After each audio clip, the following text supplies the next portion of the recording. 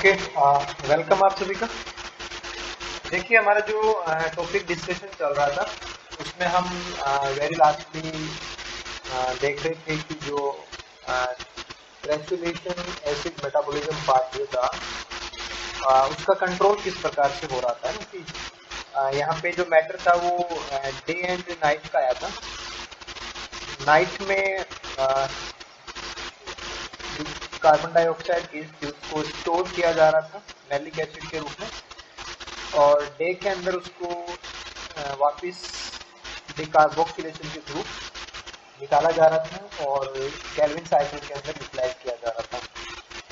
तो पर्टिकुलर जो एंजाइम था वो एंजाइम हमने डिस्कस किया था कि दैट वाज पैप कार्बोक्सिलेज। तो PEP carboxylase CO2 acceptor molecule है। CO2 को एक्सेप्ट करने वाला जो मॉलिक्यूल है वो पैप है, और पैप के साथ CO2 जोड़ने वाला हमारा एंजाइम हो गया पैप कार्बोक्सिलेज। तो हमें CO2 को स्टोर करना है नाइट में, राइट।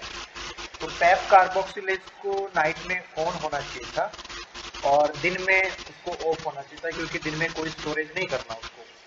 तो जो की एंजाइम था दैट वाज पैप कार्बोक्सिलेज, और पैप कार्बोक्सिलेज को डे आवर्स में इनएक्टिव रहना है, नाइट आवर्स में उसको एक्टिव होना है। तो उसका जो रेगुलेशन था कि एंजाइम कैसे ऑन एंड ऑफ होता है, तो आपने देखा था कि पर्टिकुलर जो सेरीन है उस सेरीन अमीनो एसिड का फॉस्फोराइलेशन एंड डीफॉस्फोराइलेशन इसको कंट्रोल करा रहा था। जब हम कहते हैं कि इसके ऊपर फॉस्फोराइलेशन हो जाता है तो ये अपनी एक्टिव फॉर्म में आ जाता है, पहली बात। और फिर मैलेट की हायर कॉन्सेंट्रेशन इसको फीडबैक इनहिबिशन भी नहीं दे पाती और इसको एक्टिव फॉर्म में कन्वर्ट कम कर रहा था, पर्टिकुलर जो काइनेज एंजाइम था वो कर रहा था। अगर रिवर्स कंडीशन की बात की जाए तो हमें देखना पड़ेगा कि जो डे आवर्स हैं उसमें इसको ऑफ होना है। तो ऑफ होने का मतलब फॉस्फेट रिमूव होना चाहिए। फॉस्फेट को रिमूव करने के लिए जो फॉस्फेटेज एंजाइम्स हैं उसके फॉस्फेट को रिमूव कर देंगे और सेरीन के ऊपर वापस से OH वाली कंडीशन है वो रिस्टैब्लिश हो जाएगी और एंजाइम हमारा दोबारा से कैसा हो जाएगा, इनएक्टिव हो जाएगा। तो देखिए, केल्विन साइकिल के बारे में क्वेश्चन काफी बार आए हुए हैं। C4 पाथवे के रिगार्डिंग भी काफी सारे क्वेश्चन CSR ने पूछे हैं, कैन के रिगार्डिंग भी पूछे हैं। हाँ, कंट्रोल के रिगार्डिंग आपको सारा ध्यान रखना था। आपने डार्क रिएक्शन के एंजाइम्स कैसे फेरिडॉक्सिन रेडॉक्सिन सिस्टम से कंट्रोल होते हैं वो भी आपने देखा था। रूबिस्को का कंट्रोल कार्बोमाइलेशन की स्टेप थी वहाँ, उसके द्वारा वो कैसे हो रहा था, मैग्नीशियम आयन कैसे रोल प्ले करते हैं वो भी आपने डिस्कस किया था। और जो कैम पाथवे था उसका कंट्रोल कैसे होता है, तो this is about CAM pathway control. और स्पेसिफिकली आपने जो की एंजाइम है दैट इज पैप कार्बोक्सिलेज। तो पैप कार्बोक्सिलेज एंजाइम का जो कंट्रोल मैकेनिज्म था वो थोड़ा सा ठीक है, CSR के पॉइंट ऑफ व्यू से आपको ये क्लियर होना चाहिए। तो मैं भी यहाँ से क्वेश्चन है वो पूछा जा सकता है, क्योंकि ये पहले पूछा हुआ नहीं है, ऐसा क्वेश्चन CSR ने नहीं बनाया है, तो हो सकता है कि आगे पेपर में आपको ऐसा कुछ देखने को मिल जाए। तो कैम पाथवे क्या था वो तो आपने डिस्कस कर लिया था, उसमें बड़ा इश्यू भी नहीं था क्योंकि वो तो हम BSc क्लासेस में जानते हैं।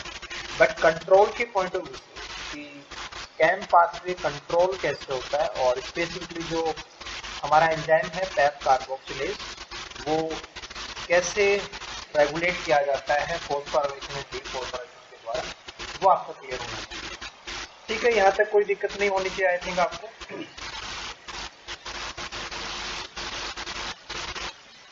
ठीक है, चलो हम आगे बढ़ते हैं। इसके बाद में जो नेक्स्ट सेक्शन अपन को डिस्कस करना है वो ये था कि चाहे आपका केल्विन साइकिल हो, चाहे C4 पाथवे आपने लिया हो, चाहे कैम पाथवे आपने लिया हो, अल्टीमेटली जो हेक्सोस शुगर है वो बन जाती है, क्योंकि लास्ट में C3 साइकिल या केल्विन साइकिल ऑपरेट होता है, और जब केल्विन साइकिल ऑपरेट होगा तो हेक्सोस शुगर है वो बन करके आ जाती है। अब इन हेक्सोस शुगर का आगे फ्यूचर क्या होता है, इन हेक्सोस फ्यूचर को आगे क्या किया जाएगा, तो दो ऑप्शन है कि या तो इसको स्टोर किया जाएगा, अगर स्टोर करने की बात आएगी तो it will be converted into starch, और या उसको ट्रांसपोर्ट किया जाएगा। जैसे प्लांट्स के अंदर जो पत्तियां हैं वो फोटोसिंथेसिस कर रही हैं, तो जो फोटोसिंथेट्स हैं उसके लिए लीव्स तो शॉर्ट होती हैं जबकि पूरा बॉडी सिंक होता है, तो फ्लोएम के थ्रू इसका ट्रांसपोर्टेशन भी होता है। तो अगर ट्रांसपोर्ट करना है तो सुक्रोज में कन्वर्ट किया जाएगा, और अगर स्टोर करना है तो उसको स्टार्च में कन्वर्ट किया जाएगा। तो अब हम यहाँ पे डिस्कस करेंगे कि प्लांट्स किस प्रकार से स्टार्च को सिंथेसाइज करते हैं और कहाँ करते हैं, और किस प्रकार से सुक्रोज को सिंथेसाइज करते हैं और कहाँ करते हैं, ठीक है ना। इन चीजों को हम डिस्कस करेंगे। Okay, in most species sucrose is the principal form of carbohydrate translocated through the plant by the phloem tissue। ये एक छोटी सी लाइन CSIR ने अपने क्वेश्चन में पूछी है कि प्लांट्स के अंदर फ्लोएम में क्योंकि जो फूड मटेरियल है, फूड मटेरियल को ट्रांसफर करने का काम फ्लोएम का होता है, और फ्लोएम से जो फोटोसिंथेसिस का जो प्रोडक्ट है, जो शुगर्स बनती हैं, तो कौन सी शुगर फ्लोएम के थ्रू ट्रांसपोर्ट होती है, ट्रांसलोकेट होती है। तो बॉडी में जो शुगर ट्रांसलोकेट होती है दैट इज सुक्रोज।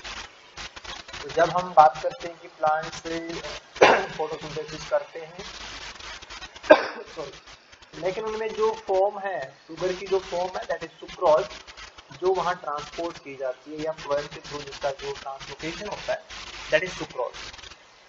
दूसरी साइड में अगर आप देखेंगे तो स्टार्च क्या है, वो एक इनसोल्यूबल स्टेबल कार्बोहाइड्रेट है जो रिजर्व का काम करता है, वो स्टोर किया जाता है, ना कि ट्रांसलोकेट किया जाता है। That is present in almost all plants. तो देखिए प्लांट के पास में दो प्रकार की नेसेसिटी होती है। पहला की नीड अगर है तो सुक्रोज के रूप में उसको ट्रांसपोर्ट किया जाएगा, जो अपन फ्लोएम ट्रांसपोर्टेशन में जानते हैं कि जो मंच हाइपोथेसिस है कि शॉर्ट से इनको जो फ्लोएम के कंटेंट्स हैं वो थर्मोडायनेमिकली फेवरेबल डायरेक्शन के अंदर ट्रांसपोर्ट किए जाते हैं। तो पूरी बॉडी के अंदर जो फ्लोएम टिश्यू है उसमें सुक्रोज भरा रहता है, यानी कि जो ट्रांसपोर्टेबल शुगर है उसमें प्रेजेंट होता है, और ऑलमोस्ट प्लांट बॉडी के जो सभी पार्ट्स हैं वो इसको as a energy source use करते हैं। लेकिन जब एक्सेस में शुगर होती है तो उसको प्लांट स्टोर भी करेगा। तो स्टोर करने का जो मैकेनिज्म है दैट विल बी स्टोर्ड और reserve in the form of starch. तो जब भी केल्विन साइकिल ऑपरेट होगा तो हेक्सोस बनेंगे, अगर उसको कहीं भेजना है, ट्रांसपोर्ट करना है तो सुक्रोज बनाया जाएगा, और अगर स्टोर करना है या उसको रिजर्व में रखना है तो that will be converted into insoluble form that is starch. तो दो चीजें हैं, दो ऑप्शन है, दोनों एक दूसरे के अगेंस्ट है कि या तो वो शुगर में सुक्रोज में कन्वर्ट होगा या वो स्टार्च में कन्वर्ट होगा। दोनों ही जो स्टार्च एंड सुक्रोज हैं are synthesized from the triose phosphate, जो कि केल्विन साइकिल में बनते हैं। क्योंकि T3 साइकिल के अंदर जो 3-फॉस्फोग्लिसराइड बन रहा है तो ट्रायोज शुगर है, 3 कार्बन का शुगर है, उसी से हेक्सोस बनती हैं और उसी से बाद में सुक्रोज एंड स्टार्च को सिंथेसाइज किया जाता है।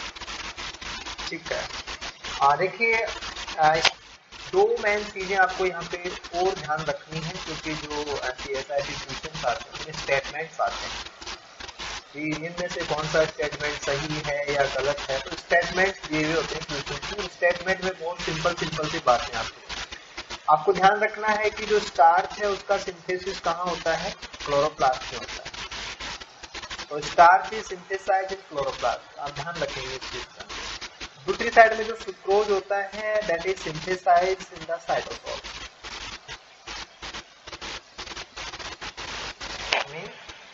अगर स्टार्च बनेगा तो वो क्लोरोप्लास्ट में बनेगा, और अगर सुक्रोज बननी है तो वो साइटोसोल में बनेगी, यानी कि जो उनकी साइट है, जो सिंथेसिस साइट है दोनों की वो डिफरेंट है। ये जो सिंथेसिस साइट्स है वो डिफरेंट है। तो फ्यूजन के जो स्टेटमेंट्स है उनके रिगार्डिंग आपको ध्यान देना है। Starch will be synthesized in chloroplast, whereas sucrose will be synthesized in the cytoplasmic fraction of the photosynthesizing cell. ठीक है, यहाँ पे हम इसको समराइज करके देख लेते हैं कि ये पाथवे किस प्रकार से कोऑपरेट होते हैं और प्लांट कैसे इनको बनाते हैं। ओके, देखिए आपको बिगिनिंग करनी है that will be Calvin cycle. और एक तो आपका C3 साइकिल है, उसमें तो ट्रायोस शुगर बनती ही है, राइट। अगर आपने C4 पाथवे लिया तो उसमें भी क्या होगा कि जो बंडल सी सेल है उनमें CO2 रिलीज हो जाती है, और जो रिलीज CO2 है वो बाद में C3 साइकिल में कंज्यूम हो जाती है, और वहां से भी वापस क्या बनेंगे, ट्रायोस शुगर ही बनते हैं। अगर आपने कैम प्लांट की बात की तो वहां पे देखिए क्या होता है कि वहां पे टेम्परेरी एक बार कार्बोनिक एसिड को वैक्यूम में स्टोर किया जाएगा मैलेट के रूप में, और डे आवर्स में मैलेट में से वापस CO2 रिलीज हो जाएगी, और वो रिलीज CO2 कहाँ जाती है, C3 में जाती है। यानी कि केल्विन साइकिल, चाहे आप कोई सा भी मॉडिफिकेशन लें, C3 में तो ट्रायोस शुगर बनते ही है, नॉर्मली आप लेते ही हैं, C4 में भी बंडल सीड सेल्स में हो जाएगा ऐसा काम, और कैन प्लांट्स के अंदर ये काम है वो डे आवर्स में हो जाएगा, जब स्टोर में जब वैक्यूम में से मैलेट बाहर आएगा। तो अल्टीमेटली जो साइकिल है मॉडिफिकेशन से अडेप्टेशन से C4 एंड कैन तो अडेप्टेशन है ओनली, तो अल्टीमेटली C3 साइकिल है वो सभी में ऑपरेट होता है, और जब C3 साइकिल ऑपरेट होगा तो डेफिनेटली जो प्रोडक्ट बनता है दैट इज ट्रायोस। तो ट्रायोस फॉस्फेट बन करके आएंगे, ठीक है। ये सबसे पहली बात होगी कि चाहे कोई सा भी प्लांट हो और चाहे कैसा भी पाथवे उसमें रन कर रहा हो, केल्विन साइकिल तो उसमें होगा ही होगा, C3 साइकिल तो उसमें चलेगा ही चलेगा, और C3 साइकिल जब ऑपरेट होगा तो उनमें ट्रायोस फॉस्फेट बनेंगे, राइट। हाँ, ट्रायोस फॉस्फेट बनेंगे, और दूसरा फिर आप केल्विन साइकिल में जानते हैं कि जो RuBP है वो वापस से रीजनरेट होता रहता है, तो वो पिक्चर बिल्कुल से C3 वाली है कि ट्रायोस फॉस्फेट भी बनेंगे और RuBP वापस रिसाइकिल होता रहता है। अब जो सारा सिंथेसिस है, चाहे शुगर स्टार्च बन रहा हो चाहे सुक्रोज बन रहा हो, that will be start from this triose phosphate. जो ट्रायोस फॉस्फेट है वो पैरेंटल कंपाउंड हो जाएंगे, और इन्हीं से बाकी सारा स्केलेटन है, चाहे वो स्टार्च के लिए बन रहा हो चाहे सुक्रोज के लिए हो, वो इससे बन करके आएगा। अगर हम बात करें कि स्टार्च कैसे बनता है, तो आपको फॉलो करना पड़ेगा ये रूट। देखिए यहाँ पे जो ट्रायोस फॉस्फेट है वो कन्वर्ट हो रहे हैं फ्रक्टोज 1,6-बिस फॉस्फेट के अंदर, और फ्रक्टोज क्योंकि यहाँ पे एल्डोज है तो जो ट्रायोस के मॉलिक्यूल्स हैं वो कंडेंस होंगे, जब ट्रायोस के मॉलिक्यूल कंडेंस होंगे तो वो फ्रक्टोज बनाएंगे, और फ्रक्टोज के पास यहाँ पे 1,6-बिस फॉस्फेट है, 1 फॉस्फेट रिमूव कर दिया जाएगा तो ये फॉस्फेटेज एंजाइम का काम होगा, और कंपाउंड कन्वर्ट हो जाएगा फ्रक्टोज 6 फॉस्फेट के अंदर। फ्रक्टोज 6 फॉस्फेट कन्वर्ट हो रहा है ग्लूकोज 6 फॉस्फेट के अंदर, तो fructose and glucose they are isomer, तो यहाँ पे जो एंजाइम काम करेगा दैट विल बी आइसोमरेज। यहाँ पे जो काम कर रहा है दैट इज फॉस्फेटेज, ठीक है। यहाँ इसको कंडेंस किया गया तो एंजाइम है एल्डोडेज।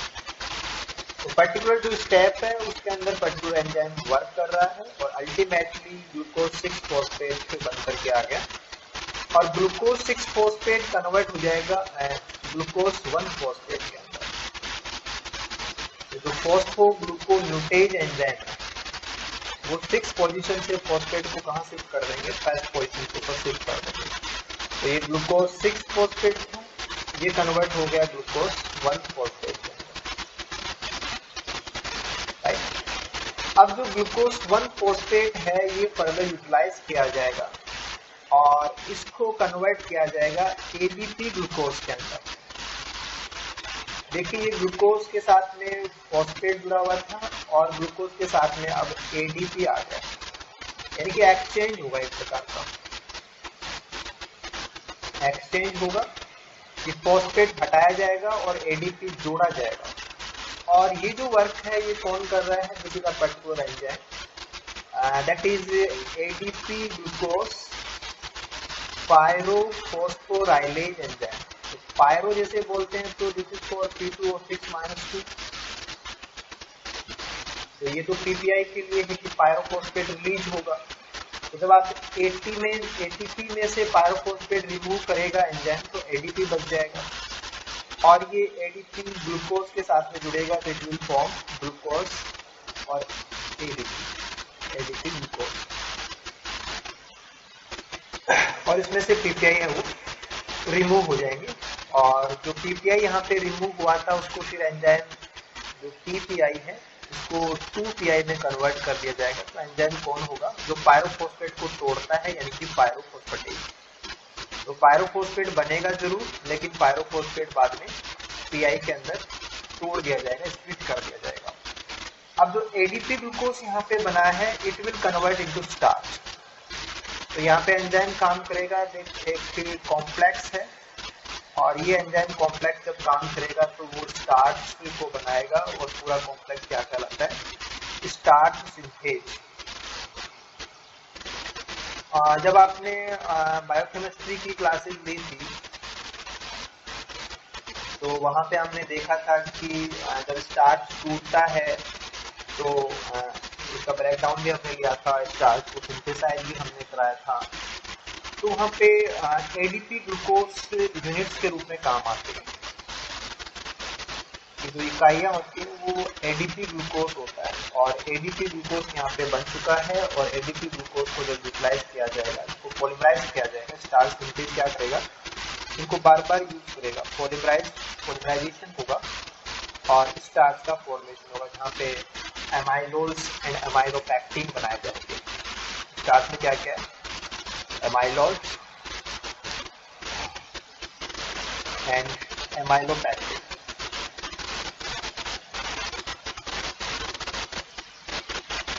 ठीक है, एमाइलोज और एमाइलोपैक्टिन के बारे में आपको बायोकेमिस्ट्री के एंगल से पता होना चाहिए कि दोनों पॉलीमर ही हैं, और ग्लूकोज का जो अल्फा 1,4 लिंकेज है वही इनमें प्रेजेंट होता है।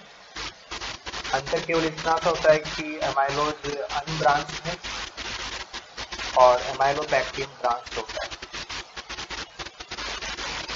ठीक है, ब्रांचिंग पॉइंट के ऊपर जो लिंकेज होता है वो अल्फा 1,6 होता है, ये भी आपको ध्यान होना चाहिए ब्रांच पॉइंट का।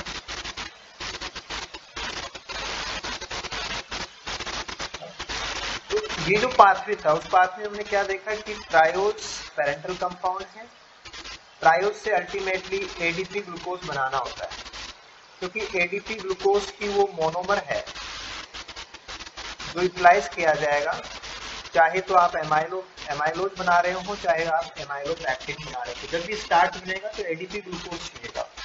तो ट्रायोज से एडीपी कैसे बनते हैं, ये पाथवे क्लोरोप्लास्ट के अंदर का हो गया। पाथवे को ज्यादा तैयार करने का आपका कोई मतलब नहीं है, आपको यहाँ ज्यादा स्ट्रेस देने की कोई जरूरत नहीं, क्योंकि पीएसआई यहाँ से कोई चीजें नहीं पूछने वाला। हाँ, केल्विन साइकिल से ही आते हैं ट्रायोज फॉस्फेट ही पेरेंटल कंपाउंड है, ये भी आपको पता होना चाहिए। अल्टीमेटली एडीपी ग्लूकोज बन जाता है और उसके बाद में स्टार्च सिंथेसाइज होता है, और ये सारा वर्क क्लोरोप्लास्ट में होता है। बस इतनी चीज आपको ध्यान देना है। डिफ्यूजन के रिगार्डिंग ये ट्रायोज फॉस्फेट आते कहाँ से हैं? ठीक है, अल्टीमेटली इनको एडीपी ग्लूकोज में कन्वर्ट होना होता है, और फाइनली इससे स्टार्च का सिंथेसिस है वो क्लोरोप्लास्ट में होता है। बस आपको इतना ध्यान देना है। ठीक है, यहाँ तक कोई दिक्कत नहीं है। This is for starch synthesis.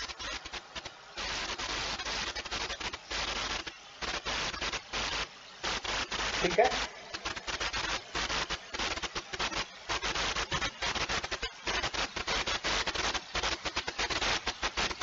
Is it clear?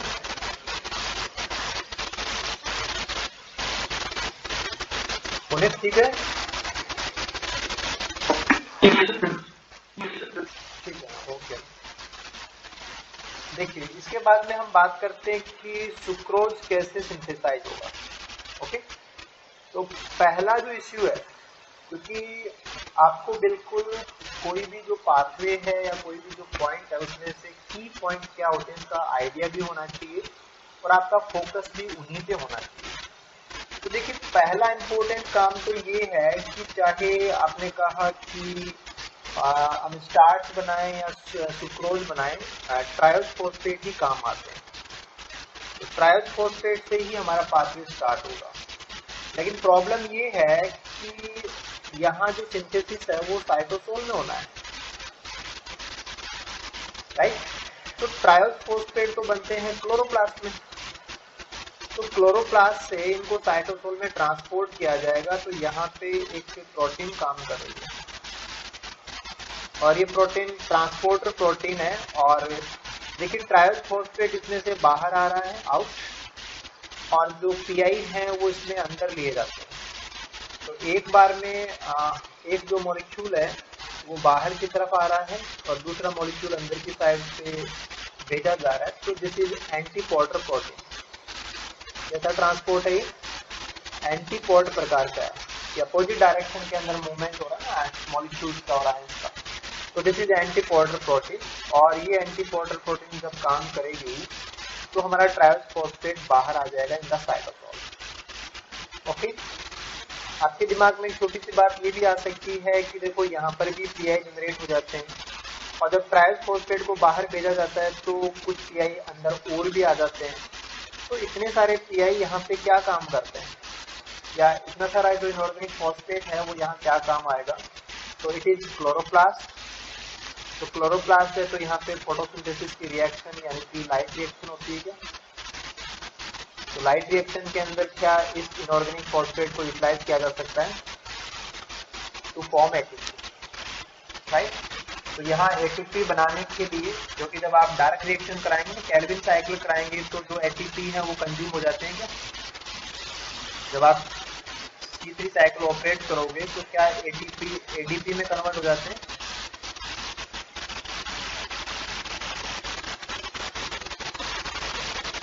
Yes और नो। क्योंकि आप जब डार्क रिएक्शन कराएंगे तो वहाँ पे एटीपी भी कंज्यूम होते हैं और एनएडीपीएस भी कंज्यूम होते हैं। तो एटीपी कंज्यूम होंगे और वो बाद में यहाँ पे वापस से जो लाइट रिएक्शन उसके अंदर रिप्लेस किए जाएंगे और वापस इनसे एटीपी बना दिया जाता है। ठीक है, देखिए अगर हम बात करें कि सुक्रोज का सिंथेसिस देखें तो ट्रायोस फॉस्फेट साइटोसोल में ट्रांसपोर्ट होकर के आ जाएंगे। प्रोसेस बिल्कुल वैसे ही है। देखो यहाँ पर भी एल्डोलेज काम कर रहा है, ये इसको कन्वर्ट कर देगा फ्रक्टोज 1,6 बिस फॉस्फेट के अंदर। यहाँ पर भी फ्रक्टोज 1,6 बिस फॉस्फेट ही बनाता, बाद में फ्रक्टोज 6 फॉस्फेट बन जाएगा। यस, यहाँ पर भी फ्रक्टोज 6 फॉस्फेट बनाता है। फ्रक्टोज 6 फॉस्फेट से ग्लूकोज 6 फॉस्फेट देखिए यहाँ भी बनाता है, और ग्लूकोज 6 फॉस्फेट यहाँ भी बनता है। ग्लूकोज 6 से ग्लूकोज 1 यहाँ भी बनेगा, और ग्लूकोज 1 फॉस्फेट से फर्दर जो फॉर्मेशन होगा that will be of UDP glucose. यहाँ पे बन रहा था एडीपी ग्लूकोज और यहाँ बन रहा है यूडीपी ग्लूकोज। तो ये चीज थोड़ी सी आपको ध्यान रखनी है।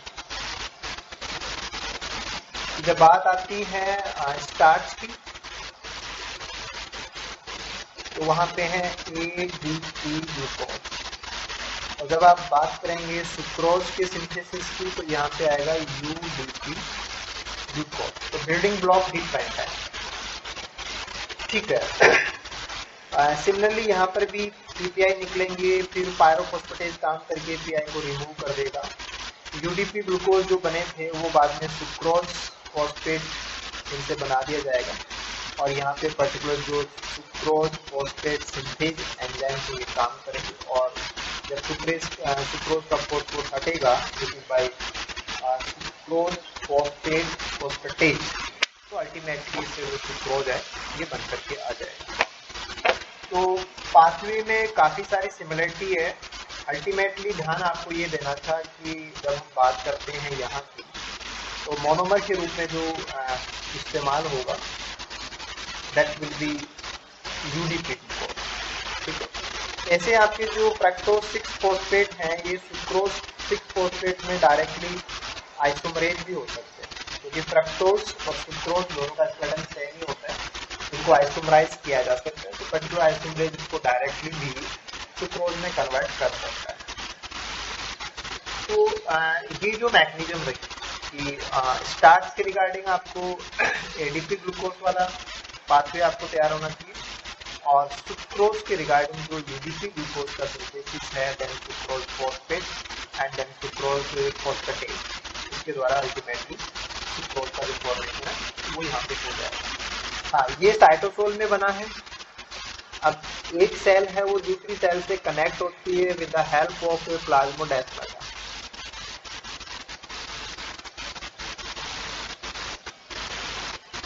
तो ये लीव्स की सेल है ना, मीजोफिल सेल है जिनमें फोटोसिंथेसिस हुआ, वो कौन है? मीजोफिल कोशिकाएं।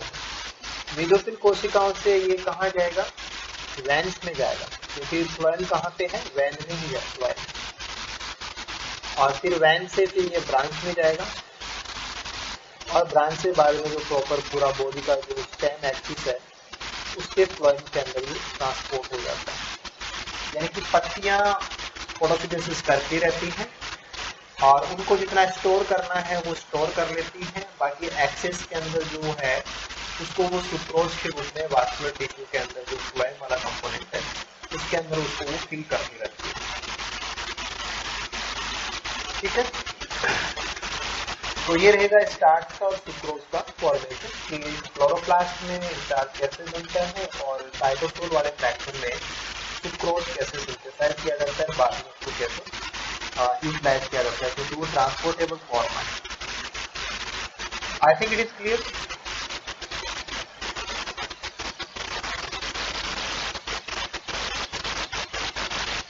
राहिम ठीक है? यस। ओके।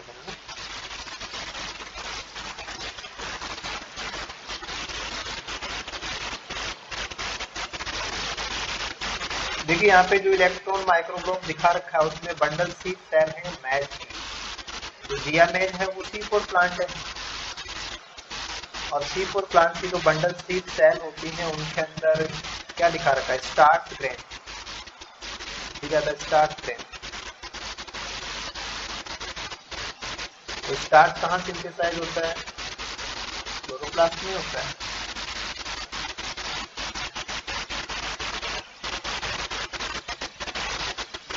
ठीक है, इसके बाद में आप इस सेक्शन को भी थोड़ा सा देख सकते हैं कि सुक्रोज का बनना और स्टार्च का बनना दोनों एक दूसरे के अगेंस्ट हैं, तो कंपीटिंग है कि अगर सुक्रोज की तरफ जा रही है लाइन तो स्टार्च नहीं बनेगा, और स्टार्च की तरफ जा रही है डेवलपमेंट की लाइन तो सुक्रोज नहीं बनेगा, तो दोनों कंपीट कर रहे हैं। ट्रायोज फॉस्फेट कौन सी डायरेक्शन में कंज्यूम होगा इसको लेकर के ये अपोजिट है ना। The relative concentrations of orthophosphate and triphosphate are major factors that control whether photosynthetically fixed carbon is partitioned as starch in the chloroplast or as sucrose in the cytosol. तो depend करता है कि अगर chloroplast के अंदर की बात करें, क्लोरोप्लास्ट के अंदर अगर ट्रायोज शुगर और अगर पीआई उपलब्ध है तो ये स्टार्च में कन्वर्ट हो जाएगा। अगर वहाँ के सारे पीआई कंज्यूम हो गए तो अब वहाँ पे ये नहीं बन पाएगा, क्योंकि साइटोसोल में सुक्रोज में सिंथेसाइज होगा। तो टू कंपार्टमेंट का मतलब एक तो क्लोरोप्लास्ट हो गया, दूसरा साइटोसोल हो गया। तो दोनों कंपार्टमेंट जो है communicate with one another. Communicate कहाँ कर रहे थे? जब आपने ये एंटी पोर्टर प्रोटीन देखी, ये एंटी पोर्टर प्रोटीन से होकर के ट्रांसपोर्टेशन होता है, तो वहाँ ये कम्युनिकेट करते हैं via the phosphate triose phosphate translocator. तो जिसको आप फॉस्फेट ट्रांसलोकेटर प्रोटीन भी बोलते हैं। जो एंटी पोर्टर प्रोटीन थी उस एंटी पोर्टर प्रोटीन के थ्रू ये दोनों आपस में कम्युनिकेट करते हैं via the phosphate triose phosphate translocator. वो दोनों के बीच में कनेक्शन का काम करता है, गेट आउट। द फॉस्फेट ट्रांसलोकेटर जो प्रोटीन हम ले रहे हैं एंटीपोड का काम कर रही है, catalyse the movement of orthophosphate यानी कि pi and triphosphate in opposite direction. आपने देखा था कि पीआई है वो अंदर जाते हैं और जो ट्राइफॉस्फेट है वो बाहर आते हैं cytosol. Between chloroplast and cytosol, a low concentration of orthophosphate in cytosol. अगर साइटोसोल के अंदर पीआई नहीं है, अगर साइटोसोल के अंदर ये पीआई नहीं होंगे, क्योंकि यहाँ पे आपने क्लोरोप्लास्ट की मेम्ब्रेन ले ली और यहाँ क्लोरोप्लास्ट है और यहाँ साइटोसोल है, तो हम कह रहे हैं कि जो पीआई है वो अंदर जाते हैं और जो 3 कार्बन स्केलेटन है ट्राइफॉस्फेट वो बाहर आते हैं। और दोनों कब आएंगे, जब एक अंदर जाएगा और एक बाहर जाएगा, तो दोनों आपस में कपल्ड हैं। लेकिन अगर बाहर पीआई कम है, अगर साइटोसोल में पीआई नहीं है तो पीआई अंदर नहीं जाएंगे, अंदर नहीं जाएंगे तो फिर ये भी बाहर नहीं आ पाएगा। तो at low concentration of pi in the cytosol, तो उनका इंपोर्ट नहीं होगा, तो बाहर है ही नहीं तो इंपोर्ट में नहीं जाएंगे, तो ट्रायल फॉस्फेट का एक्सपोर्ट भी नहीं होगा, क्योंकि इंपोर्ट और एक्सपोर्ट दोनों दूसरे के ऊपर डिपेंड कर रहे हैं, लिंक्ड है। जैसे प्रोटीन हमारी एक को भेजती है, एक को बुलाती है, अंदर को एंटीपोर्टर प्रोटीन थी, तो ट्रायल फॉस्फेट बाहर नहीं जाएंगे, ठीक है। तो thereby promoting the synthesis of starch. अगर साइटोसोल में, अगर आप साइटोसोल में पीआई की कॉन्सेंट्रेशन अगर लो है, तो इसका मतलब क्या आएगा, स्टार्च सिंथेसिस होगा, क्योंकि फॉस्फेट अंदर जाएंगे, ट्रायल फॉस्फेट बाहर आएंगे, तो स्टार्च को सिंथेसाइज किया जाएगा। दूसरी साइड में अगर आप देखें तो N abundance of orthophosphate in the cytosol, अगर यहाँ इनकी कॉन्सेंट्रेशन जो हम पीआई की कॉन्सेंट्रेशन साइटोसोल के अंदर ज्यादा ले लेंगे, तो वो अंदर जाएंगे, ट्रायल फॉस्फेट बाहर आएंगे, तो हम क्या कहेंगे, सुक्रोज का जो सिंथेसिस है वो इंक्रीज हो जाएगा। तो inhibit starch synthesis within the chloroplast and promote the export of triose phosphate into the cytosol where it converted into sucrose. तो साइटोसोल में पीआई अगर कम है तो स्टार्च बनेगा, और पीआई अगर ज्यादा है तो सुक्रोज बनेगा। ऐसे आप इसको समझ सकते हैं, ठीक है।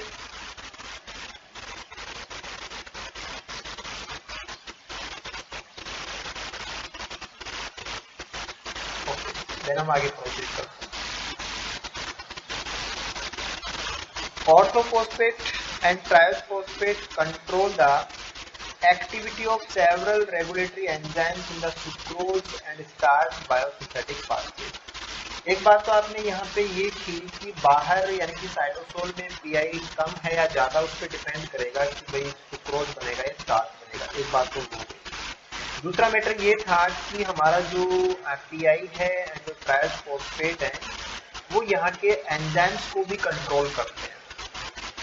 जो स्टार्च सिंथेसाइजिंग और सुक्रोज सिंथेसाइजिंग जो पाथवे के एंजाइम्स हैं, बायोसिंथेटिक पाथवे जो इनके हैं, उनके एंजाइम्स को कंट्रोल करते हैं। सेवरल रेगुलेटरी एंजाइम्स हैं, वो ट्रायोफॉस्फेट से और जो ऑर्थोफॉस्फेट है इससे वो कंट्रोल होते हैं। पहली बात ये क्या बनेगा उसको डिसाइड करते हैं, और फिर बाकी जो भी बनेगा, जैसे सुक्रोज बनेगा तो उसके पाथवे के एंजाइम हैं, या स्टार्च बनेगा तो उसके पाथवे के एंजाइम हैं, वो भी इन दोनों कंपाउंड से रेगुलेट किए जाते हैं। क्लोरोप्लास्ट का जो एंजाइम है, द क्लोरोप्लास्ट एंजाइम, जैसे ADP glucose pyrophosphorylase is the key enzyme that regulates the synthesis of starch from glucose 1-phosphate। तो ग्लूकोज 1-phosphate से स्टार्च को बनाने वाला जो की एंजाइम है, विच इज एडीपी ग्लूकोज पायरोफॉस्फेटेज। तो ये जो एंजाइम है ये कंट्रोल होता है, ये की एंजाइम है यहाँ का। दिस एंजाइम इज स्टिमुलेटेड का मतलब एनहांस हो जाएगा, इसकी एक्टिविटी बढ़ जाएगी। कब बढ़ेगी? By the free phosphoglycerate and inhibited by orthophosphate.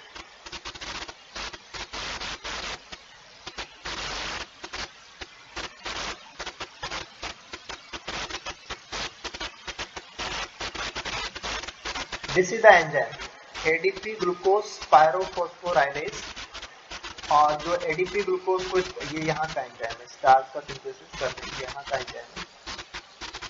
और ये एंजाइम ऑन कब होगा? जब ट्रायोफॉस्फेट प्रेजेंट होती है, तो ट्रायोफॉस्फेट इसको ऑन करती है, और जो पीआई है उसकी प्रेजेंस के अंदर ये ऑफ होता है। तो पर्टिकुलर आप स्टार्च को सिंथेसाइज करेंगे तो वहां के एंजाइम है वो ट्रायोफॉस्फेट से ऑन होंगे। तो स्टिमुलेटेड और एक्टिवेटेड बाय ट्रायोफॉस्फेट और इनहिबिटेड बाय ऑर्थोफॉस्फेट। और a high concentration ratio of three phosphoglycerate to orthophosphate, यानी कि जो 3-फॉस्फोग्लिसरेट है और जो इनऑर्गेनिक फॉस्फेट है इसका जो रेशियो है वो काफी हाई हो। काफी हाई हो इसका मतलब पीआई तो बहुत थोड़े से हो और 3-फॉस्फोग्लिसरेट है वो बहुत सारा हो, तो पीआई जब कम होगी तो उस वाली कंडीशन क्या है। Is typically found in illuminated chloroplast, क्योंकि जब आप क्लोरोप्लास्ट को लाइट देंगे तो जो पीआई है वो लाइट रिएक्शन में कंज्यूम हो जाते हैं, क्योंकि लाइट रिएक्शन में एटीपी बनता है, एटीपी बनाने के लिए पीआई है वो कंज्यूम हो जाते हैं। तो जिस समय पे लाइट प्रेजेंट है उस समय पे पीआई की कॉन्सेंट्रेशन कम हो जाती है। That are actively synthesizing starch, और रेसिप्रोकल कंडीशन है वो आपको डार्क में देखने को मिलेगी, यानी कि इसका जो रिवर्स है वो हमें नाइट के अंदर या डार्क के अंदर देखने को मिलेगा। तो जब लाइट की बात करते हैं या डे आवर्स की बात करते हैं, जब हम इल्यूमिनेटेड यानी कि डे आवर्स की बात करते हैं तो वहां पे जो रेशियो था, जो 3-फॉस्फोग्लिसरेट टू ऑर्थोफॉस्फेट है वो कैसा है, हाई कॉन्सेंट्रेशन, क्योंकि जो पीआई है वो मोस्टली कंज्यूम हो गए हैं, पीआई कम हो गए हैं, उस वाली कंडीशन के अंदर वहां पे स्टार्च का सिंथेसिस होगा।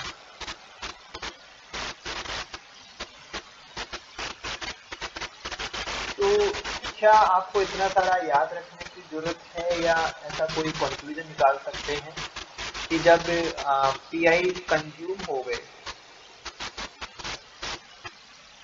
तो फिर स्टार्च बनेगा यहाँ पे।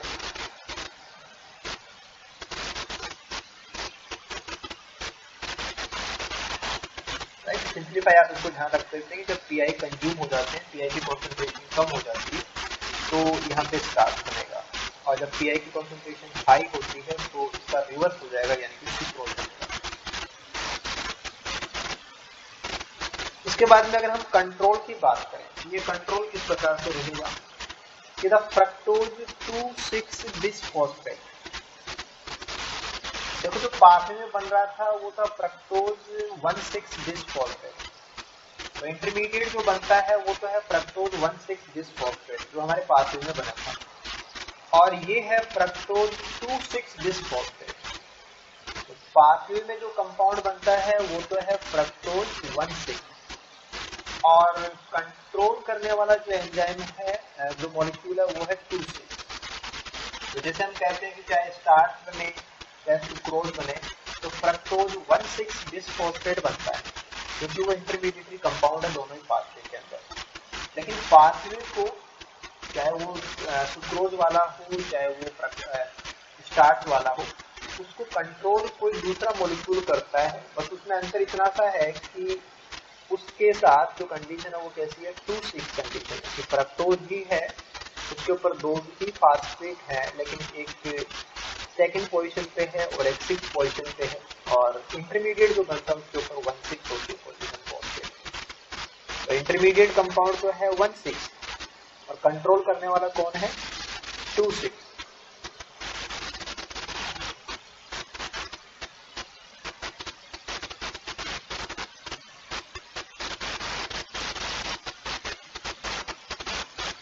ठीक है, तो यहाँ पे जो रेगुलेटरी कंपाउंड बन रहा है that is fructose two six bisphosphate is a key control molecule that allows increased synthesis of sucrose। इसकी वजह से सुक्रोज का सिंथेसिस बढ़ेगा इन द लाइट, कि लाइट के अंदर सुक्रोज का सिंथेसिस बढ़ेगा फ्रक्टोज 2,6-बिसफॉस्फेट के द्वारा, and decrease synthesis in the dark, और डार्क होने पे सुक्रोज का सिंथेसिस है वो गिरेगा। It is found in the cytosol in the minute concentration। जो हमारा रेगुलेटरी मॉलिक्यूल है, ये मॉलिक्यूल कहाँ प्रेजेंट होता है, इन द साइटोसोल, ये साइटोसोल में प्रेजेंट होता है, and it exert a control effect on the cytosolic interconversion of fructose one six bisphosphate to fructose six phosphate. तो जहां पे पाथवे में फ्रक्टोज 1,6-बिसफॉस्फेट फ्रक्टोज 6 फॉस्फेट में कन्वर्ट होता है, यानी कि जहाँ पे ये फॉस्फेटेज काम करता है ना, वहाँ हमारा ये कंपाउंड यानी कि फ्रक्टोज 2,6 बिसफॉस्फेट यहाँ कंट्रोल करने का काम करता है। यानी कि साइटोसोल वाले फ्रैक्शन में फ्रक्टोज 1,6 बिसफॉस्फेट जब फ्रक्टोज 6 फॉस्फेट में कन्वर्ट होता है, तो इस कन्वर्जन को एक दूसरा मॉलिक्यूल और है फ्रक्टोज 2,6 बिसफॉस्फेट, ये उसको कंट्रोल कराता है।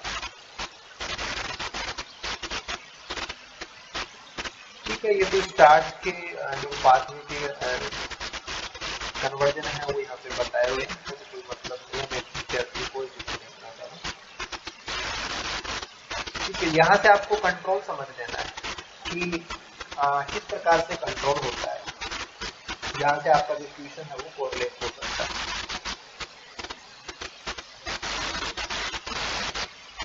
ठीक है, देखिए ये तो आपका पाथवे है कि फ्रक्टोज 1,6 बिसफॉस्फेट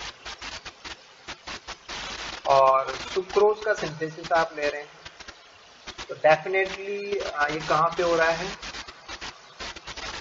साइटोसोल में हो रहा है। सुक्रोज का जो सिंथेसिस है वो कहाँ होता है, साइटोसोल में होता है। ठीक है, उसके बाद देखिए कि जो सुक्रोज सिंथेसाइज हुआ है उसके लिए पहले क्या बना था, फ्रक्टोज 6 फॉस्फेट बना था। फ्रक्टोज 6 फॉस्फेट से यूडीपी ग्लूकोज बनता है, यूडीपी ग्लूकोज से फिर सुक्रोज बनता है, यहाँ पे यूडीपी ग्लूकोज वो सारा पाथवे आ जाएगा। तो ये सारा साइटोसोल में रन हो रहा है, राइट। और फ्रक्टोज 6 फॉस्फेट से सुक्रोज का सिंथेसिस होता है। अब फ्रक्टोज 6 फॉस्फेट कहाँ से बनता है, फ्रक्टोज 1,6 बिसफॉस्फेट से बनता है। और फ्रक्टोज 1,6 बिसफॉस्फेट को, जो 2 फॉस्फेट की कंडीशन थी, उसको 1 फॉस्फेट की कंडीशन में कन्वर्ट कौन करता है, एक फॉस्फेट हटाने वाला एंजाइम, वो कौन है, फ्रक्टोज 1,6 बिसफॉस्फेट। यानी कि यहाँ पे 2 फॉस्फेट है और यहाँ पे 1 फॉस्फेट है, तो फॉस्फेट हटाएगा कौन, फॉस्फेटेज। ये तो आपने वही मैकेनिज्म देखी है जो आपने अभी डिस्कस की थी कि साइटोसोल में 1,6 बिसफॉस्फेट होता है, बाद में वो 6 फॉस्फेट में कन्वर्ट हो जाता है। तो हम इसको दोबारा से दिखा देते हैं आपके लिए, ये कहाँ था, राइट। तो ये था फ्रक्टोज 1,6 बिसफॉस्फेट और ये कन्वर्ट होता है फ्रक्टोज 6 फॉस्फेट में, और यहाँ पे काम कर रहा था फ्रक्टोज 1,6 बिसफॉस्फेटेज। तो इतना सेक्शन था, इस सेक्शन को हम वहाँ कंट्रोल के लिए डिस्कस कर रहे हैं। यहाँ से हम इस कंट्रोल को समझते हैं। यहाँ पे जो एंजाइम काम कर रहा है दिस इज फॉस्फेटेज, और साथ में जो मॉलिक्यूल और काम करेगा वो है फ्रक्टोज 2,6 बिसफॉस्फेट। तो वो भी यहाँ कंट्रोल के लिए कैसे काम करता है उसको हम यहाँ डायग्राम में समझते हैं।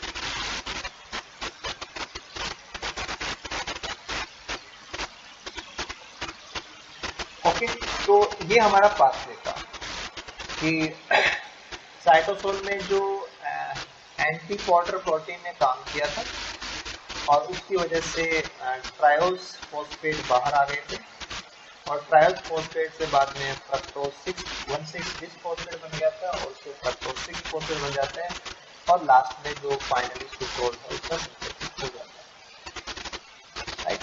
और यहाँ पे जो मेजर स्टेप थी वो हमने देखा था कि फ्रक्टोज 1,6 बिसफॉस्फेटेज है वो 1,6 को 6 फॉस्फेट कंडीशन में कन्वर्ट कर रहा था। इसके बाद में हम देखते हैं कि यहाँ जो एक काम तो करना है फॉस्फेटेज एंजाइम को, और दूसरा जो रेगुलेटरी इफेक्ट है वो रेगुलेटरी इफेक्ट कौन डाल रहा है, दिस इज फ्रक्टोज 2,6 बिसफॉस्फेट। देखो फ्रक्टोज 2,6 बिसफॉस्फेट एक कंपाउंड है, ये कंपाउंड है, कोई एंजाइम नहीं है, दिस इज ए कंपाउंड। जैसे फ्रक्टोज 1,6 बाइफॉस्फेट एक कंपाउंड है, वैसे ही फ्रक्टोज 2,6 भी एक कंपाउंड है। फॉस्फेट इसकी 1 and 6 पे लगा है, यहाँ पे 1 and 6 पे था, यहाँ पे 2 and 6 पे लगा है, केवल पोजीशन का एक अंतर हुआ, बाकी मॉलिक्यूल तो दोनों सेम ही है। तो ये रेगुलेटरी मॉलिक्यूल है, ये कंट्रोल करता है, ये रेगुलेटरी मॉलिक्यूल है। पाथवे का इंटरमीडिएट नहीं है, पाथवे का इंटरमीडिएट तो ये है, ये पाथवे में कंज्यूम नहीं होता है, ना पाथवे में इसका रोल है, केवल ये तो पाथवे को कंट्रोल करता है। तो ओनली कंट्रोल के लिए आप इसका रोल देखते हैं कि ये मॉलिक्यूल पाथवे में बनता नहीं है, ये तो केवल पाथवे को कंट्रोल कैसे करता है उसको हम यहाँ पे समझ रहे हैं। तो फ्रक्टोज 2,6 बिसफॉस्फेट क्या करेगा कि इसको इनहिबिट करता है, बिसफॉस्फेटेज को क्या करेगा, बंद करता है। तो अगर ये फॉस्फेटेज बंद हो जाएगा, इट मीन्स हमारा फ्रक्टोज 1,6 फ्रक्टोज 6 में कन्वर्ट नहीं होगा, तो सुक्रोज का सिंथेसिस है वो नहीं आएगा। यानी कि अगर फ्रक्टोज 2,6 बिसफॉस्फेट ये वाला कंपाउंड बन रहा है तो सुक्रोज का जो सिंथेसिस है वो इनहिबिट किया हो जाएगा, इसको इनहिबिट करता है।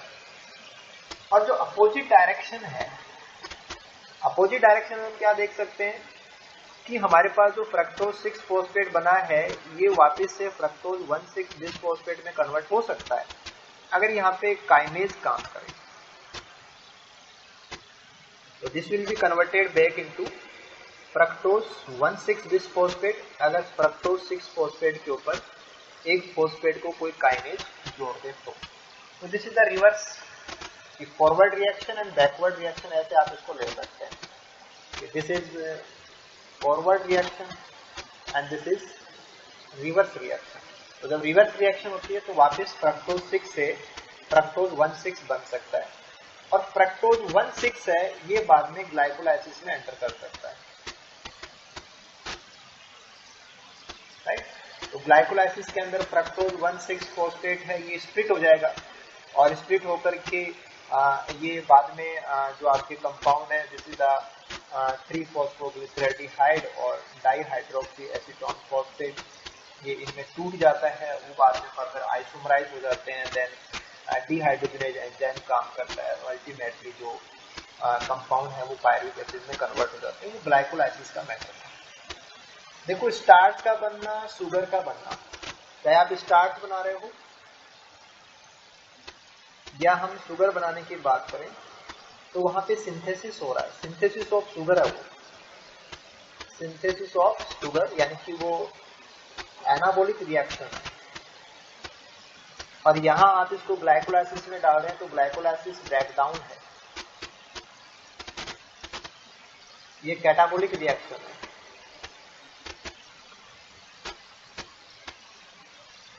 ये कैटाबॉलिक रिएक्शन है।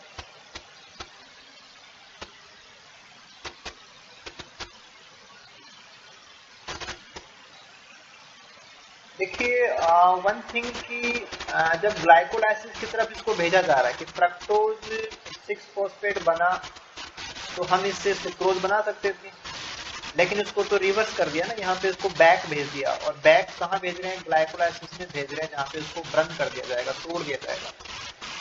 तो यहाँ प्लांट ऐसा क्यों कर रहा है, बनाना था उसको स्टोर करना था या उसको सुक्रोज बनाना था, जो सुक्रोज तो बना नहीं रहा है वो उसको ग्लाइकोलाइसिस में डाल रहा है, यानी कि इससे एनर्जी बनाएगा। ग्लाइकोलाइसिस में क्या करेगा, इससे एनर्जी बनती है, तो फिर रेस्पिरेशन से एनर्जी प्रोड्यूस होती है। ग्लाइकोलाइसिस रेस्पिरेशन का ही इनिशियल पार्ट होता है। तो देखिए यहाँ पे क्या हो रहा है एक्चुअल में कि ये है स्टोर ट्रांसपोर्ट, यानी कि सेल से आउट जाएगा, ये ट्रांसपोर्ट हो जाएगा।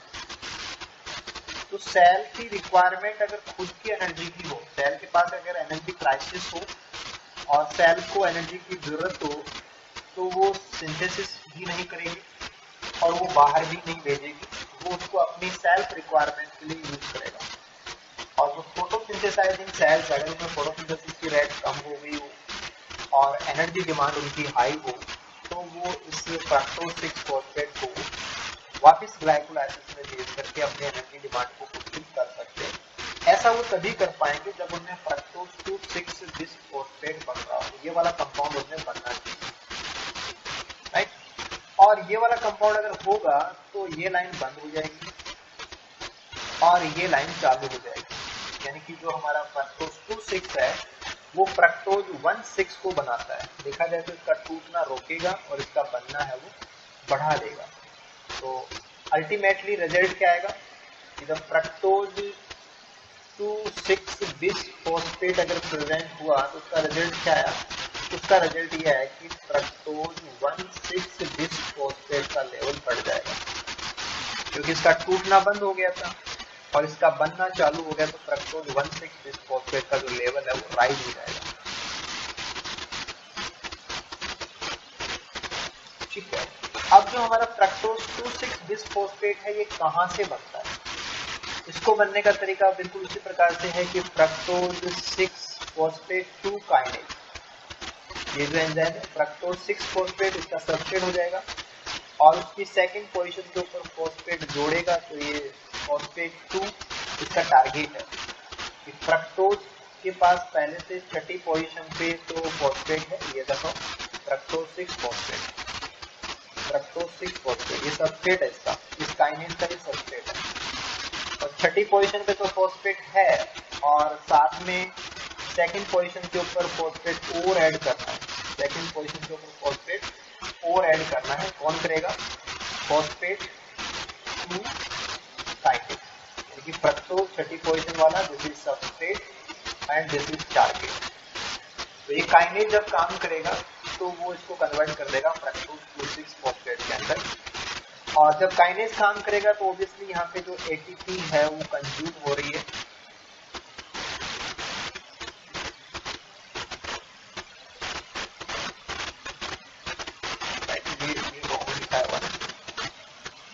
एटीपी कंज्यूम हो गई यहाँ पे, क्योंकि सिंगल फॉस्फेट है, आप इसको डबल फॉस्फेट में कन्वर्ट करेंगे तो फॉस्फेट आपको देना पड़ेगा। ठीक है, ये जो कन्वर्जन था कि फ्रक्टोज 6 फॉस्फेट से फ्रक्टोज 2,6 फॉस्फेट बनेगा, ये ऑन कब होगा? एक्टिवेटेड बाय जब पीआई प्रेजेंट हो, orthophosphate and fructose 6 phosphate, fructose 6 phosphate भी प्रेजेंट हो, एक तो ये सबस्ट्रेट प्रेजेंट हो और एक इनऑर्गेनिक फॉस्फेट प्रेजेंट हो, तो ये बनेगा। और इनहिबिट कब होगा? इनहिबिट कब होगा? जब डाइहाइड्रोक्सी एसीटोन फॉस्फेट और 3-फॉस्फोग्लिसरेट ये प्रेजेंट हो, तो इनहिबिटेड बाय दीज, तो ये इस एंजाइम को बंद करते हैं और ये इस एंजाइम को चालू करते हैं। कौन से एंजाइम को? इस काइनेज को। यहाँ पे ये काइनेज काम कर रहा है। तो पर्टिकुलर जो कन्वर्जन है कि फ्रक्टोज 2,6 बने या ना बने, डिपेंड करता है कि पीआई एंड फ्रक्टोज 6 फॉस्फेट अगर हैं तो बनेगा, और अगर वो डाइहाइड्रोक्सी एसीटोन फॉस्फेट और जो 3-फॉस्फोग्लिसरेट हैं तो नहीं बनेगा। अब देखिए ये चीज यहाँ पे थी, three phosphoglycerate and dihydroxy acetone phosphate, three phosphoglycerate and dihydroxy acetone phosphate.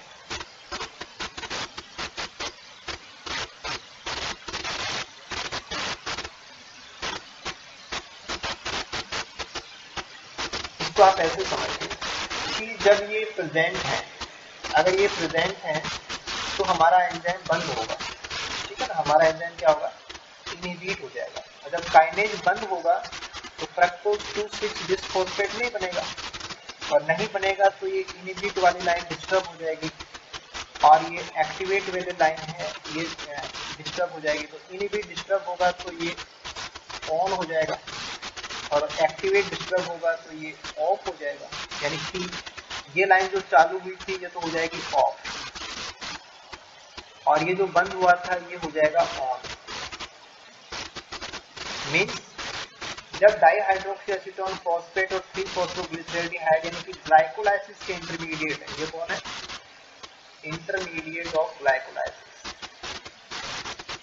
तो ग्लाइकोलाइसिस वाले पहले से ही प्रेजेंट है तो ग्लाइकोलाइसिस नहीं करानी है, या हमारे जो कंटेंट है उन कंटेंट को ग्लाइकोलाइसिस की तरफ डाइवर्ट नहीं करना, तो ये हमें नहीं चाहिए, राइट।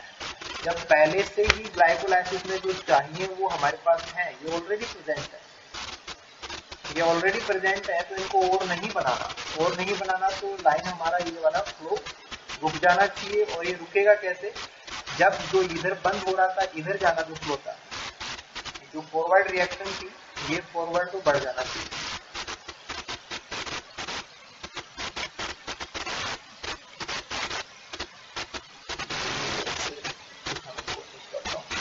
कि ये कन्वर्जन इनका इधर चला जाना चाहिए और ये बंद हो जाना चाहिए। और इसके लिए जरूरी था कि फ्रक्टोज 2,6 फॉस्फेट है ये नहीं बनना चाहिए। अगर ये बन गया तो ये इस लाइन को बंद कर देता है, इसको चालू कर देता है। हमें उसका उल्टा चाहिए, तो हमें फ्रक्टोज 2,6 बिसफॉस्फेट नहीं चाहिए। तो फ्रक्टोज 2,6 बिसफॉस्फेट को बनाने वाला एंजाइम बंद होना चाहिए। यस, ये इसको बंद ही करते हैं कि पहले से अगर ये है तो ये एंजाइम बंद हो जाएगा तो फ्रक्टोज 2,6 बिसफॉस्फेट नहीं बनेगा। ये नहीं बनेगा तो इनिबिट नहीं होगा तो ये बनेगा तो ये बनेगा और फिर ये एक्टिवेट नहीं होगा तो ये फ्लो इधर नहीं जाएगा और ज्यादा 3-फॉस्फोग्लिसरेट डाइहाइड्रोफॉस्फेट नहीं बनेगा। ठीक है, सिमिलरली इसका रिवर्स देखें कि फ्रक्टोज 2,6 बिसफॉस्फेट बन जाता है तो ये काम करता है और जब इसका वापस रिवर्सल होगा तो फ्रक्टोज 2,6 फॉस्फेट वापस 6 फॉस्फेट में रिवर्स भी होता है। तो यहाँ सेकेंड वाला फॉस्फेट इसमें से रिमूव किया जाएगा तो यहाँ पे फॉस्फेटेज एंजाइम काम करता है। जब भी हम फॉस्फेट को जोड़ते हैं तो काइनेज ही होता है और जब हटाते हैं तो फॉस्फेटेज ही होता है। तो फॉस्फेटेज जब काम करेगा तो इसमें से फॉस्फेट वो निकल जाएगा और जैसे ही फॉस्फेट निकल जाएगा तो ये वापस कौन बन गया, फ्रक्टोज 6 फॉस्फेट में कन्वर्ट हो जाता है। और अगर ऐसा हुआ, अगर हम फ्रक्टोज 2,6 को फ्रक्टोज 6 में कन्वर्ट कर रहे हैं, इसका मतलब हम क्या कर रहे हैं, हम ये इनिबिशन नहीं चाहते और हम ये एक्टिवेशन नहीं चाहते। इसका मतलब ये हो रहा है, देखिए आप इसको ऐसे समझे कि हम ना तो ये एक्टिवेशन चाहते हैं ना हम इनिबिशन चाहते हैं, तो इसका उल्टा हो जाएगा। मीन्स एक्टिवेट की जगह पे तो हो जाएगा ऑफ और इनिबिट की जगह पे क्या हो जाएगा, ऑन। जब ऑन होगा तो इसका मतलब फ्रक्टोज 6 फॉस्फेट बनेगा, राइट। तो आपने यही कहा था कि फ्रक्टोज 2,6 बिसफॉस्फेट है, ये फ्रक्टोज 6 फॉस्फेट बनने नहीं देता है, ये तो ग्लिसरेडियाइड 3 फॉस्फेट और डाइहाइड्रोक्सीएसीटोन फॉस्फेट बनाने लग जाता है। ठीक है, तो वही चीज थी कि जब आपको वो नहीं बनाने तो ये एंजाइम बंद होना चाहिए और ये कंपाउंड भी यहाँ से हटना चाहिए। कंपाउंड कैसे हटेगा, क्योंकि ये रेगुलेटरी कंपाउंड है। अगर ये रहा तो ये सुक्रोज को बनने नहीं देगा, ये तो इनको बनाना चालू कर देगा जो ग्लाइकोलाइसिस के इंटरमीडिएट है। कार्बन स्प्रेडर को ये उधर भेज देगा, तो हमें उधर नहीं भेजना, हमें सुक्रोज की तरफ भेजना है। तो हमारा जो रेगुलेटरी कंपाउंड है ये टूटना चाहिए। ये टूटेगा कब, जब इसका सेकेंड वाला फॉस्फेट इसमें से निकलेगा तो फॉस्फेटेज को काम करना पड़ेगा। ये इनिबिट किनके द्वारा होता है, जब ऑर्थोफॉस्फेट प्रेजेंट है, फ्रक्टोज 6 फॉस्फेट प्रेजेंट है। तो अब आप देखिए ये चीजें तो वही है ना, this is orthophosphate and fructose 6 phosphate and this is orthophosphate and fructose 6 phosphate. तो देखिए सेम वही बात आ गई ना कि जो इसके बनने को चालू करते हैं वो इसके टूटने को बंद करते हैं।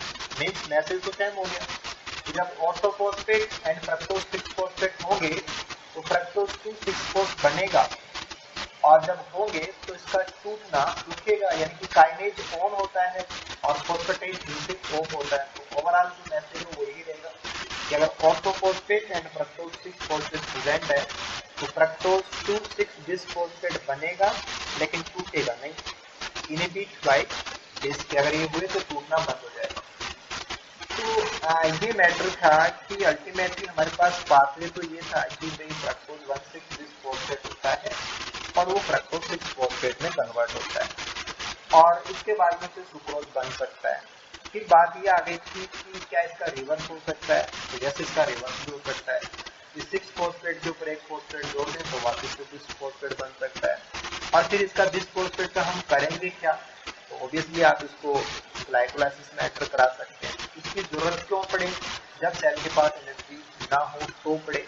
तो ऐसी कंडीशन में ऐसा कैसे होगा कि जब सुक्रोज बनाना रोकना है और ग्लाइकोलाइसिस चलानी है तो ये काम होगा कैसे।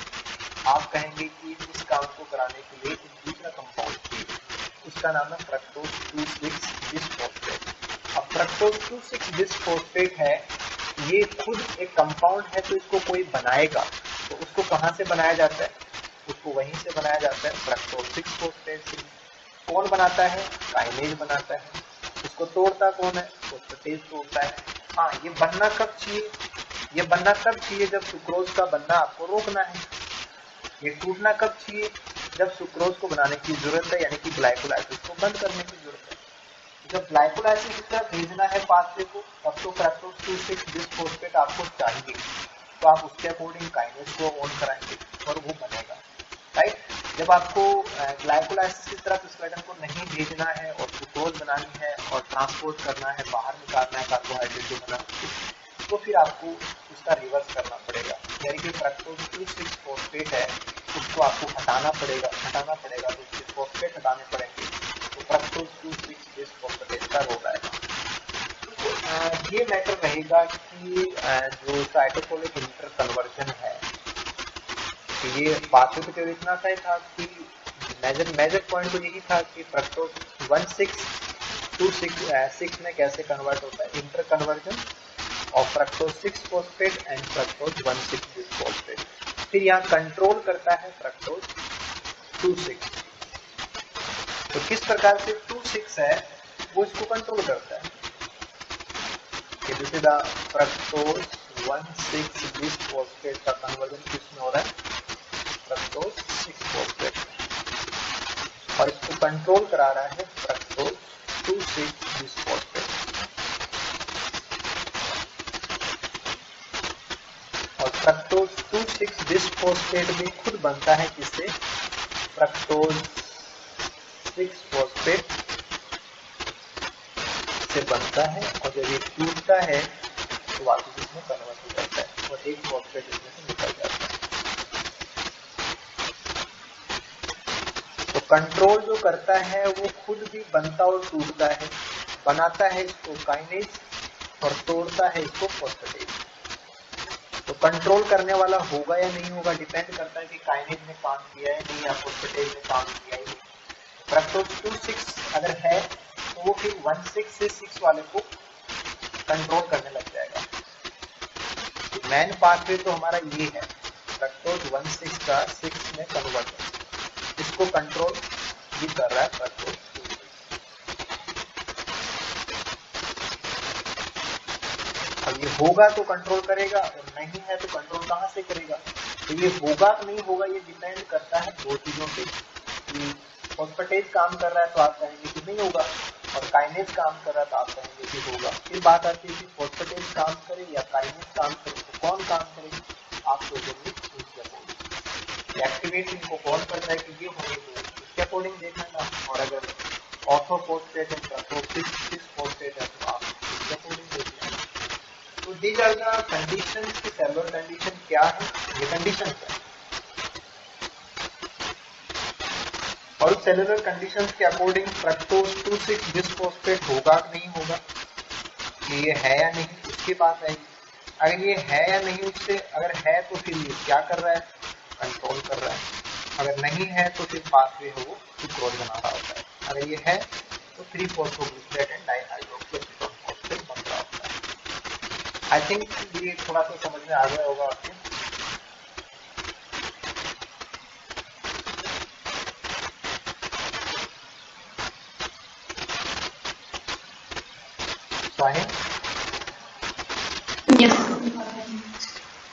आप इसको अपने नोटबुक के अंदर थोड़ा सा इसका रफ स्केच बनाना कि मेन पाथवे क्या था, कंट्रोल करता कौन है, और कंट्रोल करने वाले को बनाना और तोड़ना, ये किन पे डिपेंड करता है।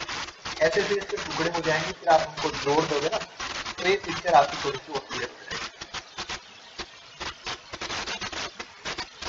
ठीक है, तो ये तो मैटर रहा हमारे पास की जो पर्टिकुलर पाथवे हैं। और क्या है कि जैसे आप लोगों ने से किसी ने भी बायोकेमिस्ट्री क्लास नहीं लिया ना,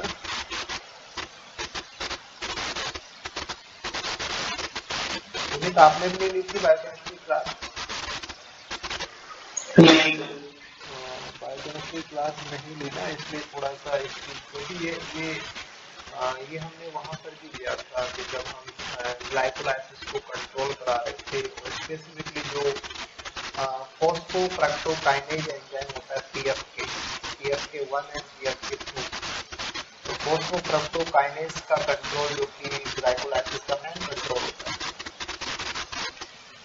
मोनोलाइसिस की जो स्टेप नंबर 3 होती है उसमें फोस्फोफ्रक्टोकाइनेज एंजाइम काम करता है, और उसको कंट्रोल करने के लिए भी आपने बिल्कुल इसी प्रकार का एक मैकेनिज्म पढ़ा था। तो अगर वहाँ वाला पढ़ा हुआ होता है और फिर आप यहाँ वाले को देखते हैं तो वो बिल्कुल से सेम मैकेनिज्म ही है, तो ज़्यादा ऐसा होता नहीं।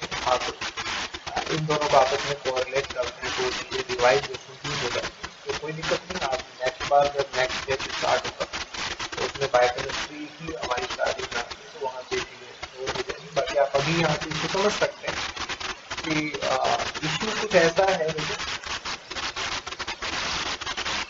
कि ये मैटर प्लांट सेल का चल रहा था। जो प्लांट सेल है, जो फोटोसिंथेसाइजिंग सेल है, उसका मैटर ये था कि वो फोटोसिंथेसिस कर रही है, वो फोटोसिंथेसिस चाहती है और इसकी खुद की डिमांड भी है, इसकी खुद की भी रेस्पिरेशन डिमांड है। जब इसकी खुद की डिमांड होती है, जब इसके पास खुद की डिमांड प्रेजेंट है, तो ना तो ये स्टार्च बना सकती है और ना ये इसको बाहर भेज सकती है।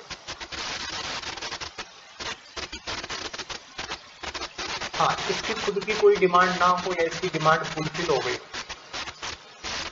तब ये इसे स्टार्च भी बना सकती है और इसको बाहर भी दे सकती है। ठीक है, बाहर भेजेंगे तो आपको जरूरत पड़ेगी। बाहर तभी भेजा जाएगा जब सुक्रोज बन गया हो। बिना सुक्रोज बनाए बाहर नहीं जा सकता, तो सुक्रोज बनेगा और फिर आउट ऑफ सेल हो जाएगा।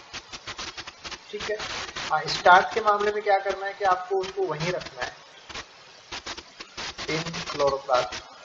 वो डिपेंड करता है कि वहाँ पे हालत क्या है, यानी कि सेल की हालत देखेंगे कि जो ट्रायोल्स फॉस्फेट और जो इनऑर्गेनिक फॉस्फेट है उनके अकॉर्डिंग आपको चाहिए। अगर साइटोसोल में इनऑर्गेनिक फॉस्फेट की कंडीशन हाई है, साइटोसोल में पीआई की कॉन्सेंट्रेशन अगर हाई है तो क्या हो जाएगा, एंटीपोड हो जाएगा। एंटीपोड हो जाएगा तो क्लोरोप्लास्ट के पास पीआई है वो पहुंच जाएंगे, और पहुंच जाएंगे तो वो क्या करेगा, वो इसको कन्वर्ट कर देगा। किसमें कन्वर्ट कर देगा, इंदा। ऐसा नहीं होगा, रिवर्स होगा इसका। अगर साइटोसोल में पीआई की कॉन्सेंट्रेशन ज्यादा है तो पीआई एंटीपोड से अंदर जाएंगे, क्लोरोप्लास्ट के अंदर जाएंगे, और एंटीपोड जब काम कर रहा है तो साइड में क्या निकल जाएगा, ट्रायोस फॉस्फेट है वो आउट हो जाएंगे। ट्रायोस फॉस्फेट बाहर आ जाएंगे साइटोसोल में, और फिर साइटोसोल में सुक्रोज बनेगा। तो सुक्रोज बनेगा या नहीं बनेगा डिपेंड करता है। आप ये कह रहे हैं कि सुक्रोज बना करके हम आउट कर सकते हैं, तो सुक्रोज बनेगा या नहीं बनेगा डिपेंड करता है कि साइटोसोल में पीआई है या नहीं, राइट। और अगर साइटोसोल में पीआई ना हो, साइटोसोल में पीआई की कॉन्सेंट्रेशन अगर लो मानेंगे तो ट्रायस फॉस्फेट बाहर नहीं आएंगे, तो ट्रायस फॉस्फेट अंदर रहेंगे। अंदर रहेंगे तो ट्रायस फॉस्फेट से क्या बनेगा, स्टार्च बनेगा। तो सेल की जो कंडीशन थी, साइटोसोल में पीआई अगर है तो एंटीपोडर ये अंदर क्या रहेगा, बाहर क्या जाएगा, डिपेंड करता है कि एंटीपोडर काम कर रहा है या नहीं कर रहा है। और एंटीपोडर काम तभी करेगा, एंटीपोडर में क्या था, ये आपने मेम्ब्रेन ली और आप कह रहे हैं कि जो क्लोरोप्लास्ट है उसके अंदर तो ट्रायस फॉस्फेट बन गए, और ये बन रहे हैं आपके C3 साइकिल से। तो ट्रायस फॉस्फेट अगर अंदर ही रहे तो स्टार्च बनाएंगे, और अगर बाहर आ गए तो इससे सुक्रोज बनेगा। अब ये बाहर तभी आएंगे जब क्या हो, ये ट्रायस फॉस्फेट बाहर कब आएंगे, जब पीआई अंदर जाएंगे। तो अगर पीआई है, अगर पीआई प्रेजेंट है तो पीआई अंदर जाएंगे तो ट्रायल्स बाहर आएंगे, ट्रायल्स बाहर आएंगे तो सुक्रोज बन जाएगा। अगर पीआई नहीं है तो ट्रायल्स बाहर नहीं आएंगे तो फिर स्टार्च बन जाएगा।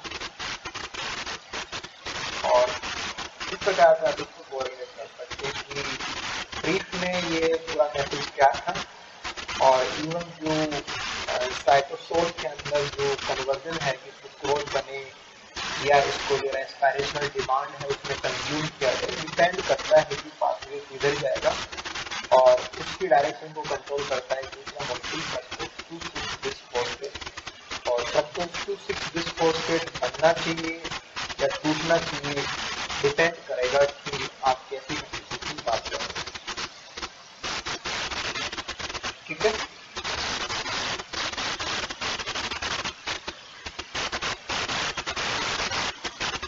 ओके।